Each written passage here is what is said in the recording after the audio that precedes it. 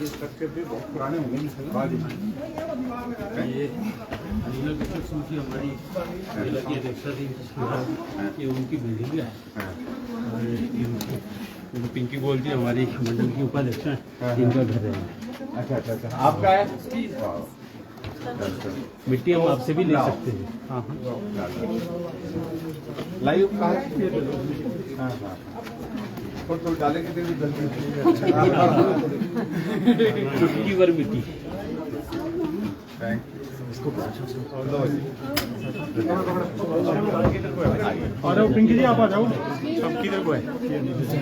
अच्छा एक यहाँ अच्छा हाँ हाँ हाँ, स्वास्थ्य कैसा आपका? ठीक है, ठीक है।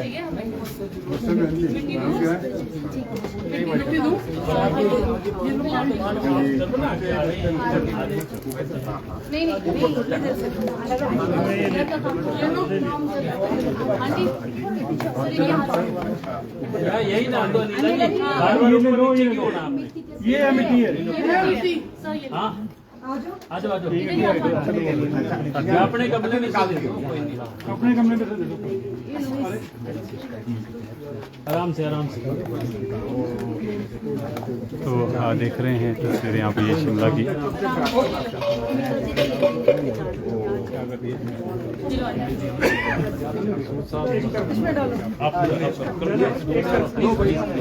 दो दिन थोड़ा सा है ना।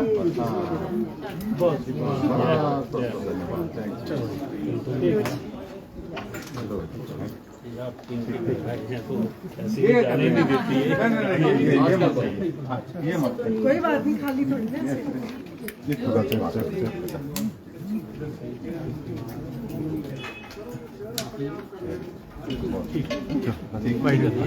सर सैंडी भाई बाइट नहीं कर लो, बाइट बाइट कहाँ का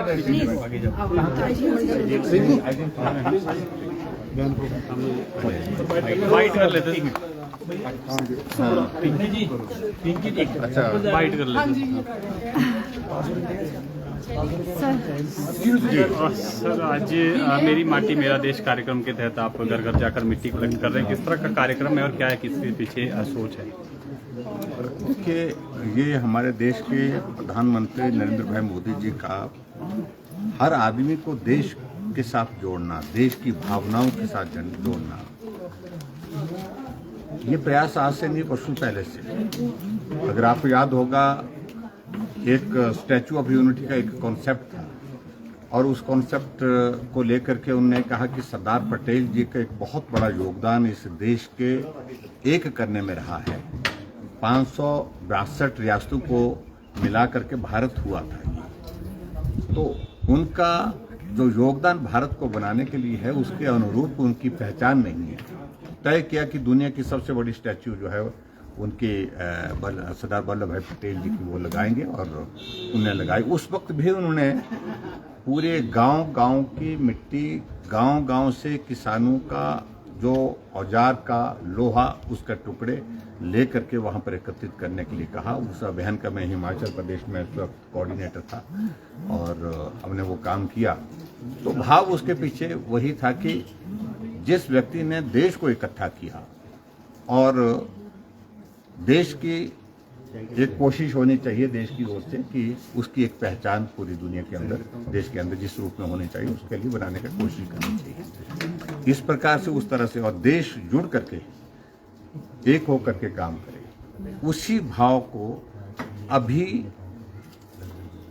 जो आदरणीय प्रधानमंत्री जी ने जो शुरुआत की है, एक नई सोच की, मेरा देश मेरी माटी, जो हमारे देश के लिए जिन लोगों ने, जिन शहीदों ने, जिन लोगों ने शहादत दी है, जवानों ने शहादत दी है, उनका स्मारक जो दिल्ली में बनाया गया है, उस स्मारक के अंतर्गत एक वाटिका का वहाँ पर निर्माण जो जिस प्रकार से चल रहा है, जहाँ पूरे देश भर की इस मिट्टी को ले करके वहाँ पहुँचाने का एक कार्यक्रम तय हुआ है और पूरे देश भर में ये कार्यक्रम चल रहा है, ताकि देश जो है उन शहीदों के उस योगदान को भी स्मरण कर सके उनकी भावनाओं के साथ जुड़ सके, देश भावना, देशभक्ति की भावना के साथ जुड़ सके।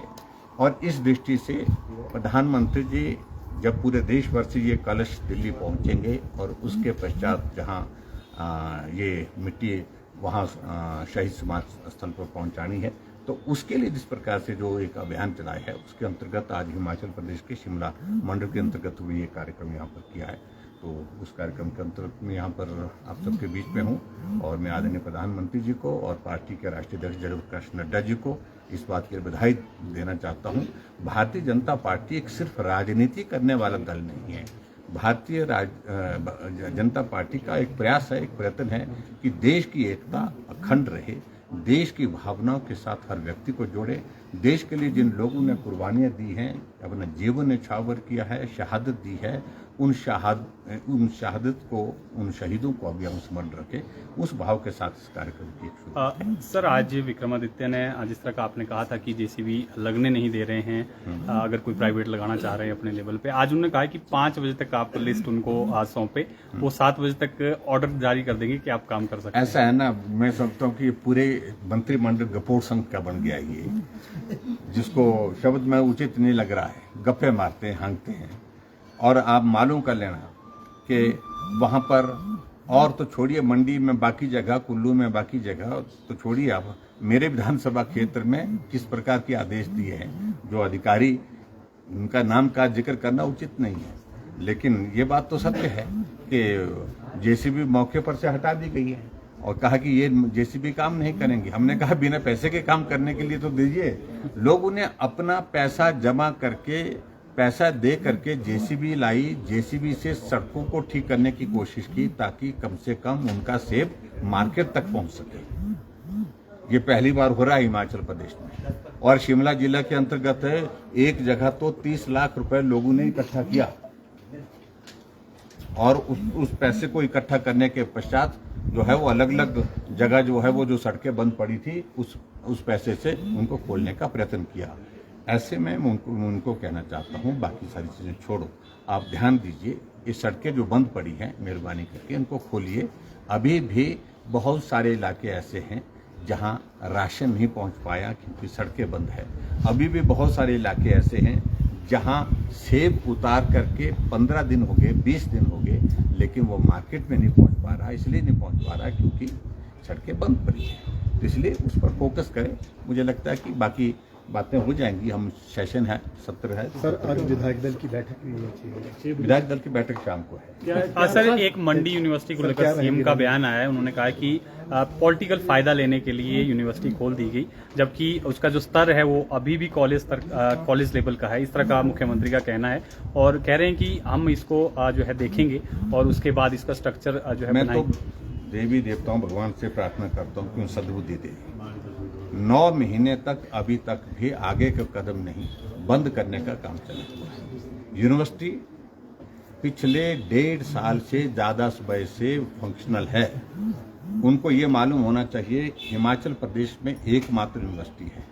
कॉलेज की संख्या 300 से ज़्यादा हो गई, 350 के करीब कॉलेज हिमाचल प्रदेश में हो गई।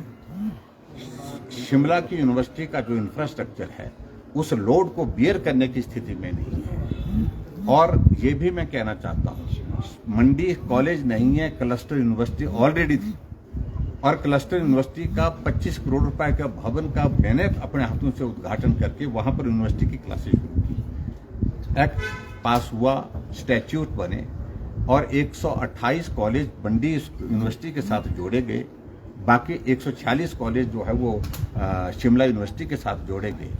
और आखिरकार पिछले वक्त से जब से सरकार बनी है, क्या वजह है कि यूनिवर्सिटी का वाइस चांसलर हटा दिया? क्या वजह है कि जो यूनिवर्सिटी की जो ग्रांट थी, जो 10 करोड़ रुपए वहां पर देनी थी, उसको ब्लॉक करके रख दिया? आज वहां पर टीचर्स की सैलरी के पैसे नहीं मिल पा रहे। आखिरकार वो कहना क्या चाहते हैं? मंडी ने अगर सरकार बनाने में योगदान नहीं दिया तो अब मंडी सरकार हटाने में योगदान देगा हिमाचल प्रदेश में कांग्रेस की सरकार। अगर मुख्यमंत्री का बस चले, वो तो ये स्थिति पैदा करने की कोशिश कर रहे हैं कि मंडी को हिमाचल से ही निकाल दिया जाए। क्या मंडी हिमाचल प्रदेश का हिस्सा नहीं है? 10 विधानसभा क्षेत्र हैं और जो यूनिवर्सिटी वहां पर शुरू की गई थी, बच्चों की एडमिशन की प्रोसेस कंप्लीट हो गई, बच्चों की एडमिशन की प्रोसेस चल रही है, रिक्रूटमेंट वहां पर जो पोस्टों की क्रिएशन की गई थी उन पोस्टों की भर्ती की प्रक्रिया पूर्ण होने के बाद रिजल्ट होल्ड पर रख दिया, रिजल्ट नहीं निकाला गया है। आखिरकार कब तक रोकेंगे? क्या सुखविंदर सुक्खू जी ये मानते हैं कि वो हमेशा के लिए मुख्यमंत्री है? ये दौर आता जाता रहेगा, लेकिन ये बंद करने की परंपरा दुर्भाग्यपूर्ण है और बहुत गलत सोच के साथ है। उनको इस काम को बंद करना चाहिए। और मैं समझता हूं कि बद्दुआएं बहुत बुरी चीज होती है। लोग आज ये बद्दुआएं दे रहे हैं कि ये भी बंद कर दिया, ये भी छीन लिया, ये भी छीन लिया, ये भी छीन लिया। ये छीनने का काम बंद करिए। मुख्यमंत्री सिंह ने प्रेस वार्ता में ये भी कहा है कि जो केंद्र से राशि आई है पीएमजेएस की या एसडीआरएफ की, वो हिमाचल को आनी ही थी। वो व्हाइट पेपर जारी करें आपके लिए उन्होंने कहा है कि एक एक्स्ट्रा राशि कोई जारी होगी। देखिए ऐसा है, उनको बोलना जरा याद करिए कि जब केंद्र में कांग्रेस पार्टी की सरकार थी उस वक्त हिमाचल प्रदेश में इस प्रकार की आपदाएं आई हैं। कितना पैसा केंद्र ने जारी किया है? आज तक का हिमाचल प्रदेश के इतिहास में सबसे ज्यादा पैसा अगर रिलीज हुआ तो अभी हुआ है। और अभी भी मैंने कहा कि व्यक्तिगत रूप से मैंने गृह मंत्री जी से भेंट भी की और बात भी की और पत्र भी लिखा है और मैंने यही कहा है कि नुकसान बहुत ज्यादा हुआ, आपने मदद की है उसके लिए धन्यवाद किया मैंने। और साथ साथ में ये कहा कि हमारी जरूरत और ज्यादा है, इसलिए आप और मदद करें। अगर मुख्यमंत्री भी इस भाषा में बात करे तो मुझे लगता है कि उसका एक पॉजिटिव एक असर होगा। लेकिन वो इस प्रकार से मुख्यमंत्री और इनके मंत्री लोग जो है वो केंद्र को गाली दे करके ये सोचेंगे कि भी हम राजनीतिक रोटियां सेकते रहें, वो संभव नहीं है। राजनीति की शुरुआत इस आपदा में की है तो कांग्रेस के नेताओं ने की है। ये बहुत ही दुर्भाग्यपूर्ण है और हम पूरा सहयोग और समर्थन दे करके जो है सरकार को काम करने का अवसर दे रहे थे। लेकिन दुर्भाग्य है कि इस आपदा की घड़ी में कांग्रेस ने राजनीति। तो विधायक दल की बैठक है, क्या बड़े मुद्दे रहने आज शाम को है बैठक में स्वाभाविक रूप से मॉनसून सेशन है और मॉनसून सेशन से संबंधित जो इश्यूज है उस पर चर्चा होगी। अपना जाएंगे।